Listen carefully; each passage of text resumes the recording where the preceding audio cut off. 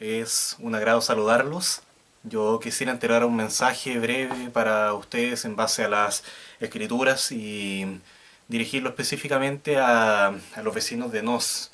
Quizá tú no te acuerdas de nosotros, pero durante el último tiempo estuvimos visitando algunos sábados y llevando la palabra del Evangelio.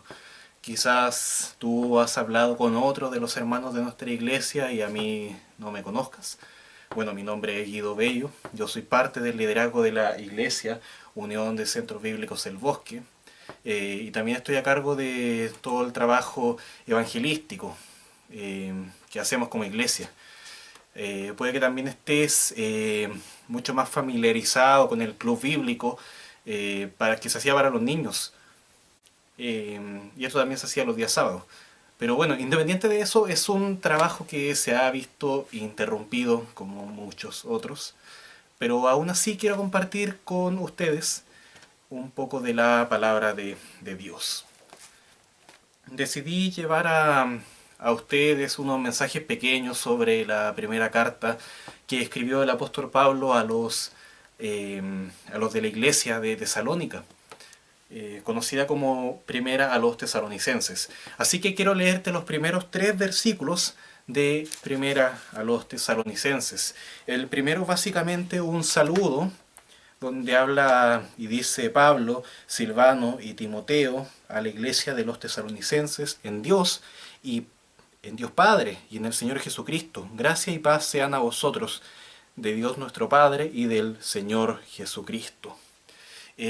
A mí me gustaría dedicar mucho más tiempo e incluso grabar otro video adelante explicando con mayor detalle solamente este versículo, porque nos permitirá entender mucho más lo que está pasando. Podríamos saber quién es Pablo, quién es Silvano, quién es Timoteo, cómo era la ciudad de Tesalónica, qué significa la palabra iglesia, estar en Dios, que significa que a Dios se le llame Padre y muchas cosas más. Así que espero usar bueno, esta herramienta para poder servir a ustedes y darles la mayor claridad sobre la palabra de Dios. Eh, Primeramente, mencionar que a pesar de que el trabajo que nosotros estábamos haciendo al intentar llevar el Evangelio a ustedes, eso ahora no ha sido realizado con tanta entrega de tiempo como lo haría Pablo, quien iba a vivir entre los de Tesalónica, a conocer todas sus vidas, a trabajar como ellos, a sufrir como ellos. Los de Tesalónica estaban en los planes de Pablo y ustedes también están en nuestros planes y queremos ir avanzando hacia una mayor entrega a ustedes en lo que también el Señor no fuera a nosotros mostrando que debíamos ir avanzando y cómo lo haríamos también en un futuro. Y a pesar de no poder tener ese lazo tan fuerte que podríamos decir que nos une, debo decir que como iglesia en el bosque estamos orando por ustedes y estamos agradecidos a Dios porque muchos de ustedes nos han permitido entrar un poco en sus vidas y por sobre todo que Dios abunde en sus vidas. Y hemos conocido los dolores de algunos y también las felicidades de otros y esperamos que esto pueda seguir avanzando para que todos nosotros podamos crecer para la gloria de Dios en un mundo que se niega a buscar eso. Y el texto que voy a leer ahora me recuerda mucho a ustedes en el versículo 2 donde dice, damos siempre gracias a Dios por todos vosotros, haciendo memoria de vosotros en nuestras oraciones. Lo que debemos hacer al recordar a otros en lo que Dios está trabajando es dar gracias. Esto es lo principal que Pablo quería dar a conocer a quienes les estaba escribiendo, que estaba agradecido a Dios por ellos.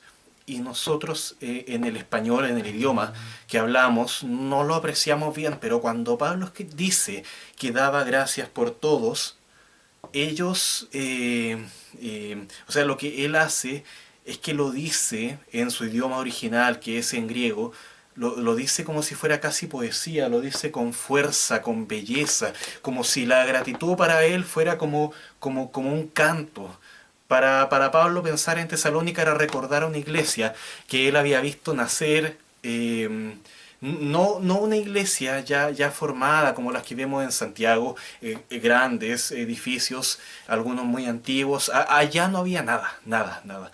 Él fundó en el poder de Dios lo que más tarde sería una iglesia y lo recordaría, lo recordaba siempre con un cariño tremendo. Él hacía memoria de los tesalonicenses como nosotros podríamos hacer memoria de todas las personas que hemos conocido. Y no es que Pablo haya vivido años con ellos, sino que estuvo algo así como 3 semanas allá y luego tuvo que irse porque se estaba enfrentando a peligros, porque algunas personas no toleraban el mensaje del Evangelio. Lo iban a rechazar y no querían que Pablo siguiera en la ciudad.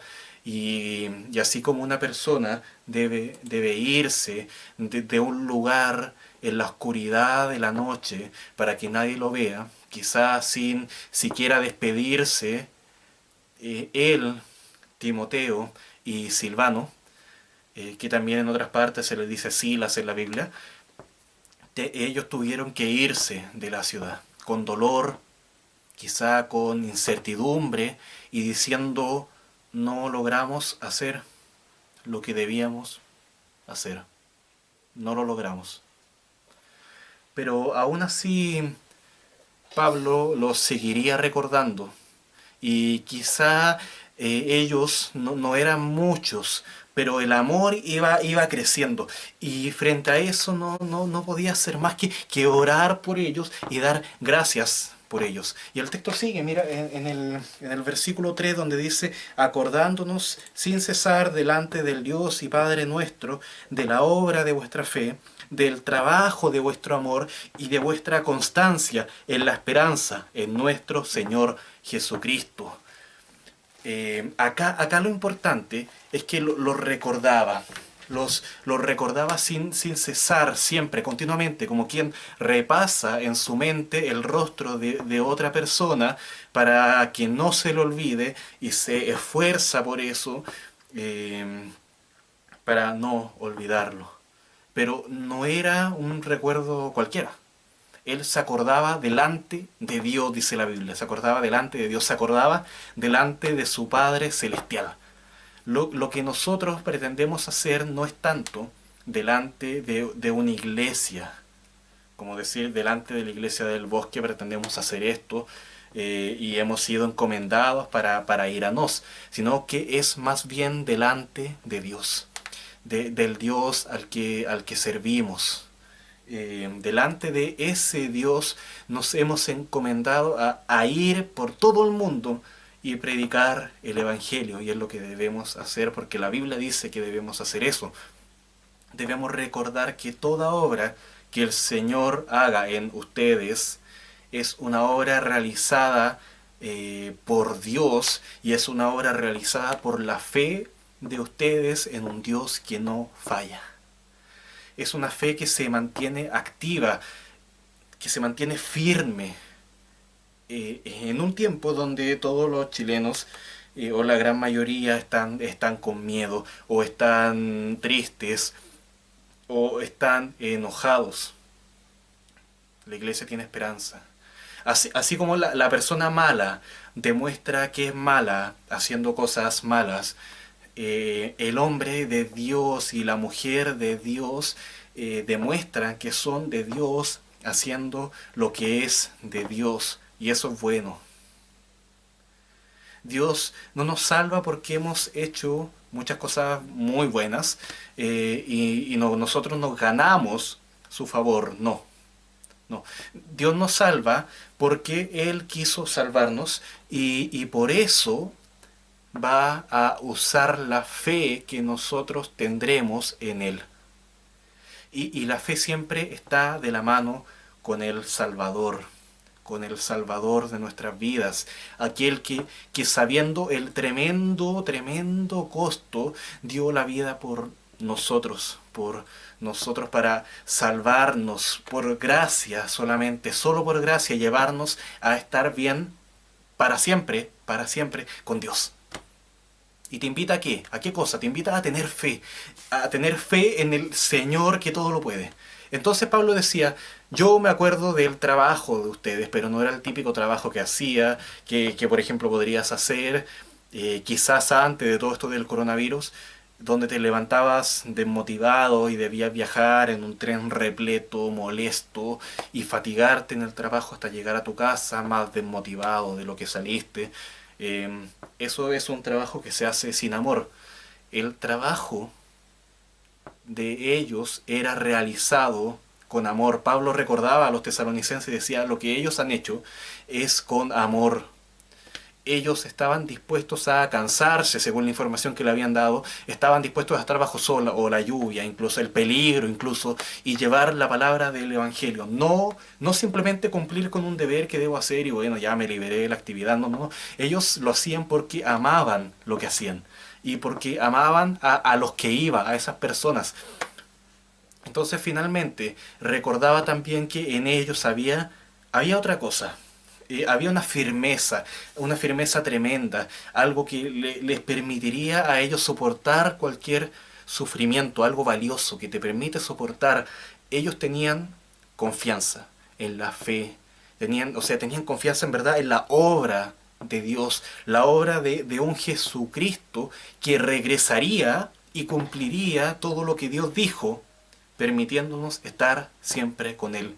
Ese Jesús regresaría. Ese Jesús que dio la vida por ti para salvarte y que venció la muerte y resucitó, regresaría. Y lo que Él dijo se cumpliría. Y ellos miraban eso y decían, tenemos esperanza. Eso es esperanza. Sabían que podrían sufrir. De hecho, era muy probable que sufrieran. A los tesalonicenses después les pasaron muchas cosas muy complicadas, pero la esperanza era lo que los caracterizaba. Si tú estás con Dios, puede pasar lo peor, quizá ya lo estás comenzando a experimentar, pero la esperanza que tienes va más allá. Y eso te quiero recordar o te quiero simplemente dar a conocer ahora, que estás en nuestros pensamientos, en nuestras oraciones y son nuestros deseos hacer una obra hermosa allá en Nos y en verdad en todo lugar. Pero por sobre toda cosa estás en los pensamientos de Dios. Estás bajo los cuidados de Dios. Y Dios te dice, ten fe. Y Dios te dice, ten amor. Y Dios te dice, ten esperanza.